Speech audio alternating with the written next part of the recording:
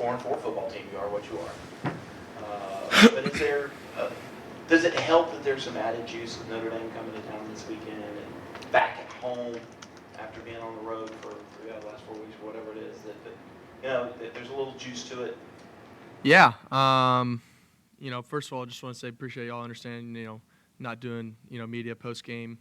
Just wanted to be there for my teammates and, knew I was going to end up coming in today. So appreciate y'all understanding that. And, but yeah, I mean, obviously very excited for the game and getting to be in Death Valley again. And, that's going to be awesome. And, obviously a great opponent coming in, and it's going to be a really fun game. There should be no trouble being motivated just because of last year when you look at baseball. How much is that motivation for you guys last year? Yeah. I mean, obviously, huge motivation. If this team isn't motivated, then, I don't know, we're crazy. So, obviously we're motivated and we're ready for, whatever comes, into Death Valley. And, we're excited and, we'll just continue to put one foot in front of the other. I don't guess you've been able to really meet as a team or as units yet. So what was it like Saturday in the locker room? You wanted to be there for your teammates, and we understand, we get that. What was it like in that locker room? What was said? Really proud of the way we finished. Wish that, we would have kind of had a higher intensity in the first half.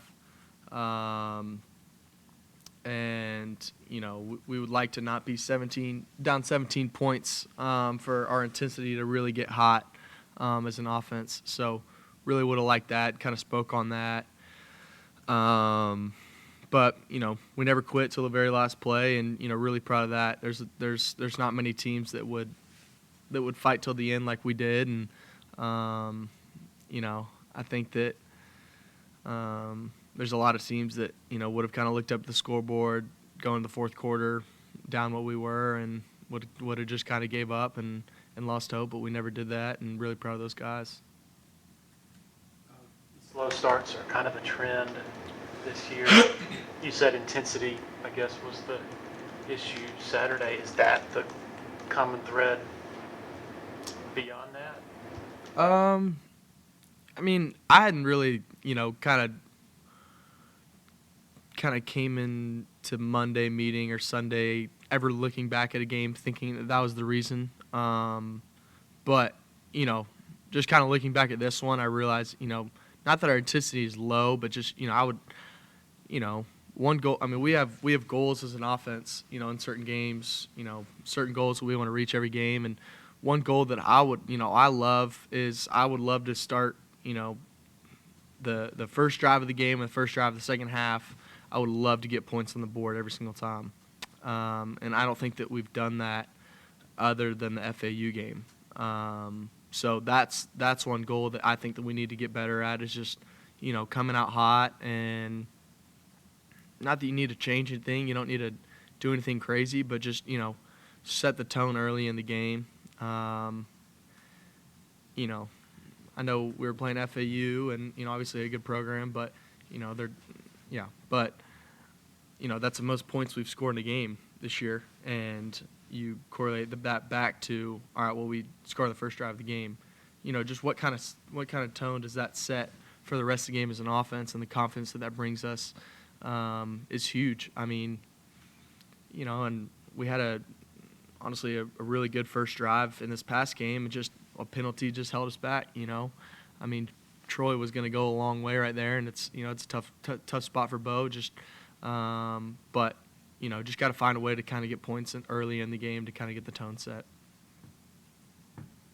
After that last play Saturday, you went over to Coach Sweeney and it looked like you guys were having a fairly, good conversation. What's that like? You obviously want to win. He wants to win.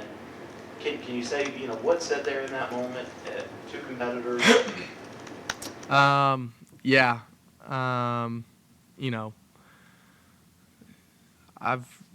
What he's done for a long time now is win. And for a long time, that's kind of all I've done is just win, and we kind of spoke on that, and we kind of spoke on, we're not used to losing, and he said something, and he said, and we're never going to get used to it. We're never going to get used to that. And I think that people who love to win will never get used to losing because they hate losing. So every time that a loss happens, they don't grow numb to it. It hits them as much as they did the first time. So that's something that I'll never let become numb to me is a loss. I feel the same as in this one that I did the first one of the year. And I don't, I'm just continually coming back to work every single week. And this team is coming back to work every single week, and just got to keep fighting. It's not the record that we want or the record that I saw us having coming in this year. Anybody saw us having coming in this year, but we just continue to put our head down and come back to work every single week and keep fighting and not give up, and continue to keep our eyes on this program and just staying inside out. You know how you feel after a loss, and you say that you never are going to be numb to it. Is the challenge the collective group not getting to that point in your mind? Yeah, I mean, I think that could be part of it. It's just not. This is a winning program at the end of the day. So, when we have a record like we have, nobody's used to it. So it's learning how to handle that, and I would much rather be at a winning program than a losing program. I'm not going anywhere. I'm sticking this place, and I trust everybody here, and I trust Coach Sweeney with, earlier on in his career he had some ups and downs, but look what he did after that. So we're just going to create momentum and just continue to put our head down and work. I think it was last week, Coach, when he said, me and Cade are going to look at this year and say, wow, this was just a crazy year, a lot of crazy stuff happened. How meaningful has it been how he's stuck behind you as a coach, despite, he calls it growing pains you're going through. I mean, how he's backed you, I guess. What was that? Sorry. I guess in terms of how he's backed you through the quote-unquote growing pains, I mean, how meaningful is that to have? Oh, yeah. Yeah. Super meaningful. I mean, yeah, it's been a crazy year. It's been a crazy year, and so many just wild plays where it's just a few plays where it's just like, what, obviously a few more earlier in the season, but even this past 2 games, and I mean, I'm just super thankful to have a coach, who trusts in me, and I trust in him a lot, and I know that he knows that. But just super proud of the guys and how they just kept battling, and but definitely thankful for him. It would have been a challenge, sort of being a leader, being a starting quarterback your first season, even if y'all are winning. What have you learned about leadership, just in your shoes when things are going sour? Because, like you said, you've never had to lead amid losing. Yeah, that's a really good question. I mean, I think about that a lot too. Is like, how. If I don't think I would be able to be as good of a leader if we were 8-0 right now. So I think this might be the best thing. I've kind of been saying it all year, but this could be the best thing for me and for this team and for the players on this team. So I'm just getting to just step up to another level of being a leader. But I remember one of my older mentors, kind of coming in this year, something we had talked about is just continually being a bigger leader in this program. And, as many of y'all know, I'm very strong in my faith, and, we look to, well, how should you lead? Well, we look at the greatest leader ever, who is Jesus. And he tells us, count it all as joy, my brothers, when you meet trials of various kinds, for you know that these tests of your faith produce steadfastness, and let steadfastness have its full effect, that you may be perfect and complete. And I've just been leaning on that more than anything. Is when we meet these trials and we go through these times, like my happiness might go up and down, but like this game, like it's never gonna bring my joy up or down. I get to walk in this building, and I always get to have a smile on my face. I think that's truly what being a leader is having the joy of walking in this program and just getting to be that every day for somebody else. Learning, knowing what to say to teammates, what not to say through the course of all that? Just continue to encourage more than anything. It's just encouraging guys, and there's times where coaches need to coach and really get on guys, but as players, there's times for that too. But more than anything, in this week, is just encouraging guys. We don't need to ever be pointing fingers or putting guys down or anything like that. It's just continually just encouraging guys and knowing that I've got full trust in them, which I do, and I never say something just to say it. Just continue to be there for them and just be a leader and be excited for this week.